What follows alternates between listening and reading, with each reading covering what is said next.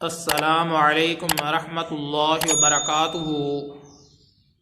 محترم سامعین، آج کے ٹاپک میں ایک شرعی مسئلے کی وضاحت کرنا مقصود ہے۔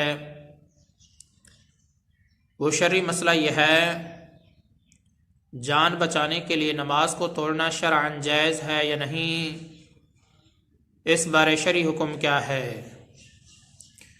محترم سامعین، یہ بات واضح رہنی چاہیے، بغیر کسی عذر کے نماز کو توڑ دینا حرام ہے۔ البتہ اگر مال کے ضائع ہونے کا اندیشہ ہو تو پھر نماز کو توڑ دینا مباح ہے۔ اگر اپنی جان کو خطرہ ہو یا کسی بھی مسلمان کی جان کو خطرہ ہو تو جان بچانے کے لیے نماز کو توڑ دینا واجب ہے۔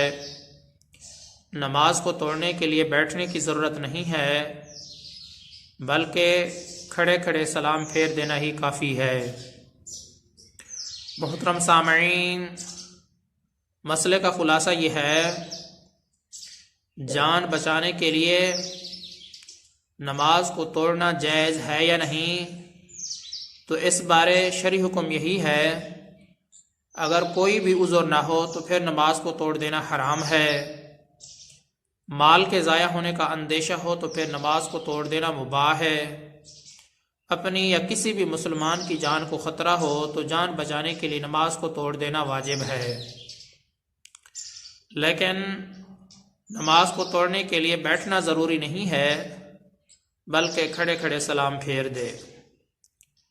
اللہ تبارک و تعالی سے دعا ہے کہ اللہ تعالیٰ مجھے بھی اور تمام مسلمانوں کو صحیح معنی میں ہدایت عطا فرمائے۔ میں آپ سب کی دعاؤں کا طلبگار ہوں۔ محمد ثناء اللہ فاروق۔